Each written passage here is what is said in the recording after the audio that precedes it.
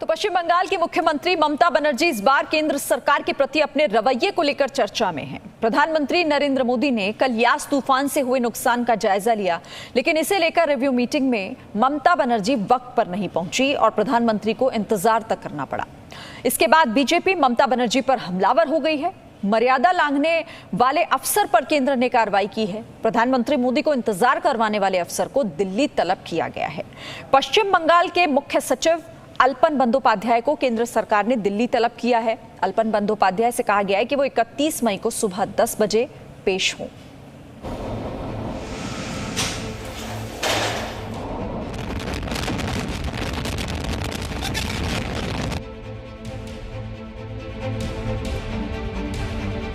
PM को इंतजार कराने वाले अफसर पर एक्शन। पश्चिम बंगाल के मुख्य सचिव दिल्ली तलब। ममता बनर्जी के रवैये से नाराज केंद्र सरकार। पश्चिम बंगाल के सीएम ममता बनर्जी ने एक बार फिर ये संदेश दे दिया है कि बीजेपी से राजनीतिक मतभेद को वो किसी भी हद तक ले जाने को तैयार हैं। लगता है नंदीग्राम में हुई हार को ममता बनर्जी ना तो भूल पाई हैं और ना ही वो नंदीग्राम से बीजेपी विधायक शुवेंदु अधिकारी का सामना कर पा रही हैं। शायद यही वजह है कि यास तूफान को लेकर शुक्रवार को बंगाल के कलईकुंडा बेस पर प्रधानमंत्री मोदी की बैठक में ममता बनर्जी 30 मिनट देरी से पहुंची। इतना ही नहीं, ममता ने यास तूफान से हुए नुकसान के आकलन की रिपोर्ट सौंपी और बैठक से निकल गए। ममता बनर्जी बैठक में अकेली नहीं थी। राज्य के मुख्य सचिव अल्पन बंदोपाध्याय भी ममता के साथ थे। बंगाल के अधिकारियों की ओर से इस अहम बैठक में प्रेजेंटेशन तक नहीं दिया। बीजेपी नेता दिलीप घोष ने ममता की इस कार्रवाई पर सवाल उठाए हैं। उनके सामने लोगों की जिंदगी कीमती है कि राजनीति, ये बड़ी प्रश्न है। जो विधायक दल के नेता है भारतीय जनता पार्टी के, पार्टी ने उनको निश्चित किया है। विधानसभा के अध्यक्ष महोदय ने उसको स्वीकृति दी है, फिर भी उसके सामने नहीं जाने का क्या कारण हो सकता है? ईगो है क्या? या तो फिर उनके सामने हार गई हैं चुनाव, इसलिए नहीं जा रही। ममता बनर्जी ने भी केंद्र सरकार पर सवाल उठाए। उन्होंने कहा कि यास तूफान से बंगाल का जितना नुकसान हुआ है, हो सकता है उन्हें ना मिले। 20,000 কোটি টাকার প্যাকেজের কথা আমরা বলেছি, পাবো না হয়তো আমরা কিছুই, কিন্তু যাই হোক এটা প্রধানমন্ত্রীকে দিয়ে আমি এটাই বলে এসেছি যে আপনি আমার সাথে মিট করতে চেয়েছিলেন, তাই অত দূর থেকে আমি এসেছি। ममता बनर्जी के इस रवैये पर राज्यपाल जगदीप धनखड़ और गृह मंत्री अमित शाह ने कहा, यास तूफान से प्रभावित लोगों की मदद करना समय की मांग है। दुख की बात है कि दीदी ने अहंकार को जन कल्याण से ऊपर रखा है। लेकिन विवाद यहीं पर नहीं थमा। केंद्र सरकार ने इस मसले को गंभीरता से ले लिया है। पश्चिम बंगाल के मुख्य सचिव अल्पन बंदोपाध्याय को केंद्र सरकार ने दिल्ली तलब किया है। अल्पन बंदोपाध्याय से कहा गया है कि वो 31 मई को सुबह 10 बजे पेश हो। दरअसल पश्चिम बंगाल के मुख्य सचिव के रूप में अल्पन बंदोपाध्याय का कार्यकाल इसी महीने खत्म हो रहा है। 4 दिन पहले ही ममता बनर्जी ने उनका कार्यकाल 3 महीने के लिए बढ़ाया था। ममता बनर्जी के करीबी माने जाने वाले अल्पन बंदोपाध्याय को लेकर केंद्र और बंगाल सरकार के बीच खींचातान बढ़ गई है। इस पूरे घटनाक्रम के बाद प्रधानमंत्री नरेंद्र मोदी ने ट्वीट किया, केंद्र सरकार पश्चिम बंगाल के भाई बहनों के साथ खड़ी है। यास तूफान में हुए नुकसान के लिए हर संभव मदद की जाएगी। मैं आपके सर्वोत्तम की कामना करता हूँ। पश्चिम बंगाल सरकार और केंद्र के बीच रस्साकशी जारी है। यास तूफान का असर अब बंगाल में खत्म हो चुका है, लेकिन बंगाल से एक नया सियासी तूफान उठ चुका है, जिसका असर दिल्ली तक दिखने वाला है। बंगाल के मुख्य सचिव को दिल्ली बुलाए जाने को ममता बनर्जी यूं ही नहीं जाने देंगी। मतलब ये कि विवाद अभी खत्म नहीं हुआ है। पूजा मेहता के साथ ब्यूरो रिपोर्ट, जी मीडिया। तो यास तूफान ने 2 राज्यों में सबसे ज्यादा नुकसान पहुंचाया था, जिसमें एक ओडिशा और दूसरा पश्चिम बंगाल। और दोनों ही राज्यों के दौरे पर जब कल प्रधानमंत्री नरेंद्र मोदी गए तो समीक्षा बैठक भी की। लेकिन पश्चिम बंगाल में जिस तरह से कल तूफान से ज्यादा भारी सियासत नजर आई, ममता बनर्जी को पहुंचना था, वहां वो देरी से पहुंची, आधा घंटा देरी से पहुंची। उसके बाद वहां पर वो बात किए बगैर सीधा फाइल वहां पर थमाती हैं और उसके बाद वहां पर निकल जाती हैं, जिसके बाद अब सवाल ये उठता है कि क्या अहंकार जनता से ज्यादा जरूरी हो गया है। मेरे साथ बातचीत के लिए पूजा मेहता हमारे साथ जुड़ी हुई हैं। पूजा, हालांकि देखिए, जो रवैया कल इख्तियार किया गया उसका अब असर भी हम देख रहे हैं, कार्रवाई भी हो रही है। अल्पन बंदोपाध्याय को दिल्ली तलब कर लिया गया है। बिल्कुल, आपको बता दें कल देर रात को डीओपीटी की तरफ से एक ऑर्डर जारी किया गया जिसमें कहा गया कि पश्चिम बंगाल के जो मुख्य सचिव है आलापन बंदोपाध्याय, उनको जो है department of personal and training को जाकर ज्वाइन करना होगा। सेंट्रल डेपुटेशन पर उनको भेजा जा रहा है 10 बजे सोमवार को, मई 31 तारीख को।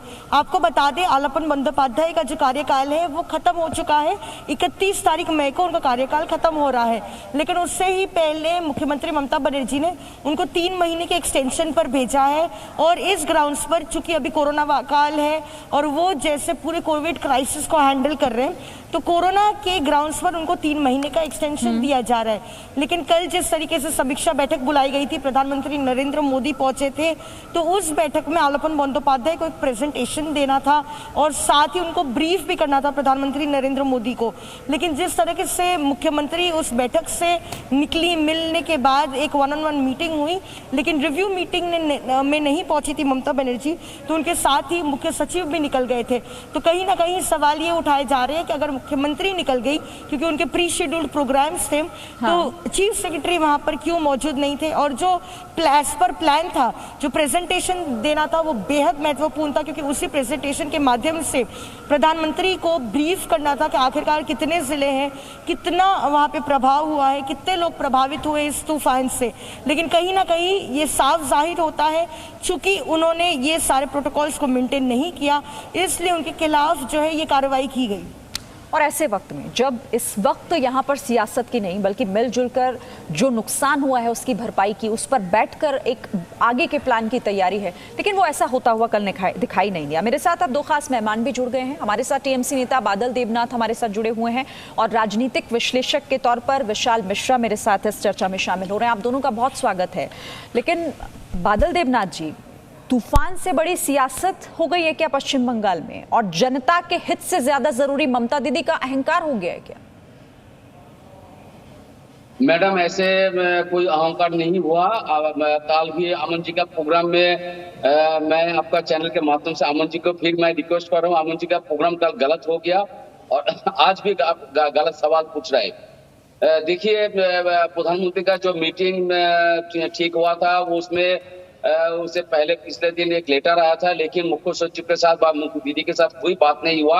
लेकिन बाद में जो बात हुआ, टाइम शेड्यूल हुआ, उसके बाद ममता बनर्जी दक्षिण 24 परगना जिला में सागौर इलाका में दीदी का मीटिंग था, रिव्यू मीटिंग था। उस मीटिंग से ममता बनर्जी दीदी ने कॉल किया और बोला, सबको प्रेस कॉन्फ्रेंस से बोला कि यहाँ से पलाईकुंडा जाने में 45 मिनट टाइम लगा, लेकिन जाने से पहले हेलीकॉप्टर ने 15 मिनट चक्कर लगाया, ऊपर में 15 मिनट चक्कर लगा। इस कारण से थोड़ा 20 मिनट लेट हुआ, लेकिन ममता बनर्जी को वहां पर प्रधानमंत्री के मुख्य सचिव थे, जो सचिव ने उनको बाहर बैठा दिया, अंदर घुसने नहीं दिया। पूरा डिटेल्स आप जानिए, इसलिए मैं अमन जी का नाम, आपका नाम जी, उसका नाम मैं ले रहा हूँ। जो पूरा कल डिबेट गलत हो गया, आज भी वही सवाल आप कर रहे हैं। ये डिबेट चक्कर खाने के बाद बादल देव जी, आप कह रहे हैं कि हेलीकॉप्टर घूमता रह गया, वो पहुंच नहीं पाई। चलिए ठीक है, मैं मानती हूँ कि इस वजह से अगर देरी हो भी गई हो तो उसके बाद क्या, मतलब एक रवैया, एक तरीका क्या होना चाहिए था कि आप मीटिंग में जाइए, आप फाइल पकड़ाइए और उसके बाद वहां से निकल जाइए, ये कहते हुए कि मेरा आगे बिजी शेड्यूल है। इससे ज्यादा जरूरी कुछ हो सकता था क्या? Madam, I am request you only 10 second, please allow me, only 10 second. उसके बाद ममता बनर्जी वहां पर गया और उनका सचिव ने उनको बैठा दिया बाहर, लेकिन ममता बनर्जी उनका सचिव का बात नहीं सुना, अंदर घुस गया, मुख्य सचिव को लेकर अंदर घुस गया, प्रधानमंत्री के साथ 10 मिनट बात किया। उनका जो प्रोजेक्ट फाइल था, वो फाइल 20,000 करोड़ का जो फाइल बनाया था स्टेट गवर्नमेंट ने, वो फाइल प्रधानमंत्री के हाथ में दिया और ममता बनर्जी वहां पर बताया, जो आपने मीट करने का चाहा, मैंने आपके साथ मीट किया, 10 मिनट बात किया। उसके बाद वहां से ममता बनर्जी निकल के, क्योंकि किसने घुसने नहीं दिया अंदर? किसने अंदर घुसने नहीं दिया बंदोपाध्याय को? किसकी बात कर रहे हैं? प्रधानमंत्री के जो पीए था, जो सचिव था, उन्होंने घुसने नहीं दिया, बोले बाहर बैठी। ऐसे बंगाल में हर चैनल में दिखा रहा है तो कैसे ममता बनर्जी को मतलब ठीक है, मैं उस बात को करेक्ट करने की कोशिश करूं, इसीलिए ममता दीदी को इतना गुस्सा आ गया कि वो अंदर गई, फाइल पकड़ाई और फिर वहां से निकल गई, इसीलिए इतनी गुस्से में आ गई थी। उन्होंने ये भी नहीं सोचा कि बात करनी चाहिए। आज उनकी जिम्मेदारी थी कि वो बताएं पश्चिम बंगाल में कितना नुकसान हुआ है, जरूरत कहां पर है मदद की। नहीं, मतलब ये इसीलिए इतना गुस्सा आ गया ना गुरु प्रकाश पासवान? नहीं, कोई गुस्सा नहीं। नहीं, आप ही कोई बोल गुस्से रहे का बात हैं नहीं। अंदर नहीं जाने दिया और उसके बाद दीदी वहां से निकल गई। गुरु प्रकाश नहीं, पासवान। हाँ, आप उल्टा बोल रहा है मैडम। जो आप जाने नहीं दिया ममता बनर्जी मुझे बोलने का मौका मिला है शायद। मीटिंग रूम में पहुंच गया, मीटिंग रूम में को बताया कि आपने मीट करने के आया, के बाद फाइल दिया उनको बॉय। गुरु प्रकाश पासवान कह रहे हैं कि आप लोगों ने अंदर घुसने ही नहीं दिया बंदोपाध्याय को और उसके बाद ये कार्रवाई हो गई। बादल देवनाथ बोल रहे हैं। नहीं श्री जी, मैं बहुत ही विनम्रता पूर्वक टीएमसी के पैनलिस्ट की बातों को सुन रहा था, लेकिन पश्चिम बंगाल के गवर्नर का जो बयान आया है उससे ये साफ पता चलता है कि जानबूझ करके एक झूठ फैलाया जा रहा है। देखिए, हम सब जानते हैं कि प्रधानमंत्री होते हैं, किसी दल के प्रतिनिधि नहीं होते हैं। सारे के सारे संवैधानिक संस्थानों का, संवैधानिक मूल्यों का गला घोटने का काम किया है। सत्ता की नशा में चूर हो गई है ममता दीदी। आपने इसको अपने आन का विषय बना लिया है। आप चुनाव में हारी, नंदीग्राम की जनता ने आपको शिकस्त दी। इसका ये अर्थ नहीं है कि आप पश्चिम बंगाल की जनता के साथ नाइंसाफी करिएगा। आज मुझे बहुत दुख के साथ कहना पड़ रहा है कि संविधान के निर्माताओं के साथ ये अपमान हुआ है। बाबा साहेब अम्बेडकर जिन्होंने संविधान को बनाया था, आज उनकी लेगेसी के साथ चोट पहुंचाया है आपने। देखिए, प्राइम मिनिस्टर एक इंस्टीट्यूशन होता है, एक एग्जीक्यूटिव अथॉरिटी होता है। जब आप उसका अपमान करते हैं तो देश के संविधान का अपमान करते हैं और देश के 130 करोड़ लोगों का अपमान करते हैं। उनको कुछ सीखना चाहिए नवीन पटनायक जी से। नवीन पटनायक जी के साथ जो बैठक हुई थी वहां भी नेता विपक्ष को बुलाया गया था। देखिए, प्रोटोकॉल का विषय होता है, नेता विपक्ष आता है, नेता विपक्ष एक स्टेक होल्डर के नाते वहां पे आता है, लेकिन इस प्रकार अपनी आन बान शान का विषय बनाना और पश्चिम बंगाल की जनता के हितों को ताक पे रखना ये उचित नहीं, ये दर्शाता है। और कल से मैं सुन रहा हूं कि चीफ सेक्रेटरी है, कौन चीफ सेक्रेटरी है, इनका स्थानांतरण हो गया। पूरा का पूरा पश्चिम बंगाल का जो सरकार है वो एक व्यक्ति पे चल रहा था क्या? ये दर्शाता है कि कितने इनएफिशिएंट हैं आप लोग। ये दर्शाता है कि कितने इनकॉम्पिटेंट हैं आप लोग। एक सेकंड बादल देवनाथ जी, आऊंगी मैं आपके पास काउंटर के लिए। 1 मिनट रुकिए। हाँ, इसीलिए आप लोगों को उचित शिक्षा दे दिया बंगाल। 214 दिखाता है गलत बात है। मैं उनके बीच में नहीं बोला। बादल देव जी, 1 सेकंड एक एक करके बोलेंगे ना, आप सुन भी पाएंगे, मैं भी समझ पाऊंगी आखिर किस बात पे आप लोग एक दूसरे को काउंटर कर रहे हैं। 1 सेकंड रुकेगा बादल देव जी। थोड़ा धैर्य का परिचय बोलिए दीजिए। गुरु प्रकाश जी, बोलिए। दिखाता है कि कितनी इनकॉम्पिटेंट हो गई है पश्चिम बंगाल की सरकार कि सारा का सारा ठेका एक अफसर को दे के रखा हुआ है। क्या ये बताता है यही आपका परफॉर्मेंस है, यही आपकी एफिशिएंसी है, अफसरशाही है? ये दिखाता है कि अब कर्मण्य हो गए हैं, कर्महीन हो गए हैं पश्चिम बंगाल में जितने लोग शासन में आए हैं। सत्ता के नशा से बाहर निकलिए और पश्चिम बंगाल की जनता की सुरक्षा की चिंता करिए। ठीक है बादल देव जी, जल्दी से। देखिए मैडम, इन्होंने हर दिन झूठ कहते हैं। भाजपा का काम है झूठ बोलना, झूठ कहना, झूठ करना। सोनार बांग्ला का नाम लिया तो सोनार बांग्ला, जो लोग सोनार बांग्ला कह रहे थे, सोनार बांग्ला तो बोल नहीं सकते। ममता प्रधानमंत्री तो शपथ लिया था, प्रधानमंत्री के रूप में शपथ तो लिया, लेकिन देश के लिए क्या किया? ना मेक इन इंडिया हुआ, ना डिजिटल, ना हाई स्पीड ट्रेन, ना बुलेट ट्रेन, ना कुछ किया। बेटी बचा बेटी बन जाए, स्वच्छ भारत अभियान नहीं हुआ, कुछ नहीं हुआ देश के लिए। स्मार्ट सिटी हुआ ना, क्या किया आपने? पूरा देश जल रहा है। वैक्सीन तो बाहर भेज दिया, हजार लोग हर दिन मर रहे हैं। आप कहा थे ना वैक्सीन है, ना ऑक्सीजन मिल रहा, ना ऑक्सीजन, ना देश के लिए आपका पूरे संविधान का शपथ ले प्रधानमंत्री ने लिया। क्यों झूठ बोल रहे हैं हर दिन ममता बनर्जी के बारे में? आप एग्जाम्पल सेट कीजिए ना। ममता बनर्जी एग्जाम्पल सेट क्यों नहीं करती हैं फिर? कल तो मौका था, वो कहती है ना कि उनको बोलने नहीं दिया जाता है, पश्चिम बंगाल को दरकिनार किया जाता है, तो कल अपनी बात रखती ना, वहां पर प्रेजेंटेशन रखनी थी वहां पर अल्पन बंदोपाध्याय को, वो भी नहीं करने दिया गया, वो भी वहां से चले गए। क्यों नहीं हुआ फिर? मैडम आप भी झूठ बोल रहे हैं। मैं नहीं, बस आप सच बोल रहे हैं, बाकी इस पैनल में जितने जुड़े हुए हैं वो सब झूठ बोल रहे हैं। आपके पास एक्सक्लूसिव जानकारी है, सिर्फ आप सच बोल रहे हैं। ठीक है, विशाल मिश्रा से पहले मैं एक कमेंट ले लूं। विशाल मिश्रा, मतलब अहंकार इतना ज्यादा कि जनता का हित भूल जाइए, मर्यादा लांघ दीजिए, कुछ भी कर गुजरिए। देखिए, ऐसा है कि एक स्टेटमेंट है, प्रत्यक्षम किम प्रमाणम। प्रत्यक्ष को किसी प्रमाण की आवश्यकता नहीं होती। अभी तक हमने देखा किस प्रकार से हमारे भारतीय संस्कृति, हमारे प्रतीकों का बंगाल में अपमान किया गया, और अब स्थिति ये आ गई है कि कॉन्स्टिट्यूशनल जो हमारा संविधान है उसको भी डिसरिस्पेक्ट किया जा रहा है। मतलब क्या, मतलब एरोगेंस तो देखिए। अरे एरोगेंस को पॉलिटिक्स के पर हावी क्यों होने दे रहे हैं भाई?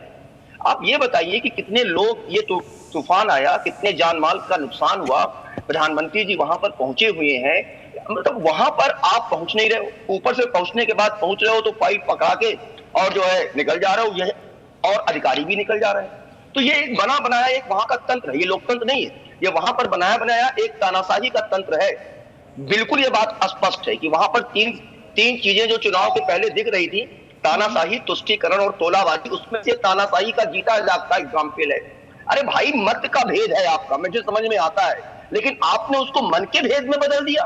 और स्थिति ये देखिए, ये अहंकार ये कितना अशोभनीय है, संवैधानिक मर्यादाओं का कितना खुला उल्लंघन है। और ऐसे में तब जब इतनी बड़ा तूफान आया हुआ हो, इतने लोगों के जान माल का नुकसान हुआ हो, और उसके बावजूद इस प्रकार का व्यवहार, कौन सी ऐसी मीटिंग थी, मैं पूछना चाहता हूं टीएमसी के प्रवक्ता से, जो इससे ज्यादा जरूरी हो गई कि प्रधानमंत्री जी को यह बताने से ज्यादा जरूरी हो गई कि कितने जान माल का नुकसान हुआ है, कितने बड़े एरिया में नुकसान हुआ है, कितने लोगों को क्षति पहुंची है। कौन सी ऐसी मीटिंग थी? आप जन कल्याण के लिए मुख्यमंत्री होते हैं ना, बादल देव जी, कल्याण के लिए होते हैं ना। जो सवाल यहाँ विशाल मिश्रा पूछ रहे हैं, मैं भी वही पूछ रही थी, और आज जनता भी पूछ रही है आपसे पश्चिम बंगाल की। अभी हाल ही में चुनकर आपको फिर से वहां पर भेजा गया, ममता दीदी को मुख्यमंत्री बनाया, मतलब इससे ज्यादा जरूरी यास तूफान से कितना नुकसान हुआ है, कैसे उन लोगों तक मदद पहुंचाई जाएगी, केंद्र उसमें किस तरीके से अपना जो सहयोग है वो राज्य सरकार के साथ मिलकर कर सकता है, इससे ज्यादा जरूरी और क्या हो सकता था? Madam 10 second. आज तक पिछले साल हुआ था, अम्फान ने तो 1 लाख करोड़ रुपया का तो नुकसान हुआ था। कितना दिया था? 1,000 करोड़। उसके बाद आप वहां पर बैठे हुए हैं, किस तरीके से प्रधानमंत्री होता है, पद की गरिमा होती है, आपने माहौल बना दिया है। और किसका बात तोलाबाजी कर रहा है? अरे आपका अमित शाह का बेटे क्या कर रहा है, कुलदीप विजय का बेटे क्या कर रहा है, मोदी जी का घर पे क्या किया? इससे ज्यादा क्या जरूरी था कि लोगों? अच्छा विशाल मिश्रा, एक सेकंड, आराम से थोड़ा एक एक करके बात कीजिए। बादल देव, मुझे बताइए ना, एक जिम्मेदार सीएम की यही पहचान होती है क्या? एक जिम्मेदार सीएम की उसके लिए उसके राज्य से, उसकी जनता से जरूरी कुछ और हो सकता है क्या?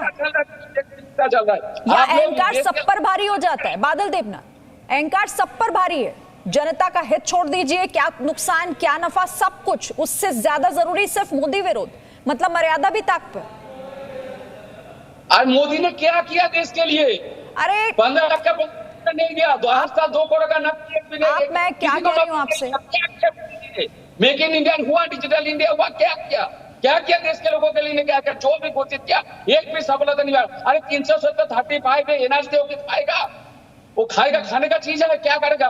देश के लोगों को भूखा मारने का छोड़ किया, पूरा 115 जेला हाजर। अब 10 साल जो चल रहा है मैडम, कोरोना के सेकंड ले चल रहा है, ना ऑक्सीजन मिल रहा, ना वैक्सीन मिल रहा, ना कुछ मिल रहा। बेहतर होता आप पश्चिम बंगाल की चिंता सबसे पहले करते, उस पर आप बात नहीं करेंगे, उस पर आप बात नहीं करेंगे। आप दीदी के अहंकार पर आखिर क्या ऐसा कौन सा जरूरी काम था कि देर से आती हैं, फाइल पकड़ाती हैं और वहां से चली जाती हैं, उस पर आप बात नहीं करेंगे? गुरुप्रकाश पासवान, नहीं आप नहीं बात करेंगे सर, आप नहीं करेंगे। गुरुप्रकाश पासवान,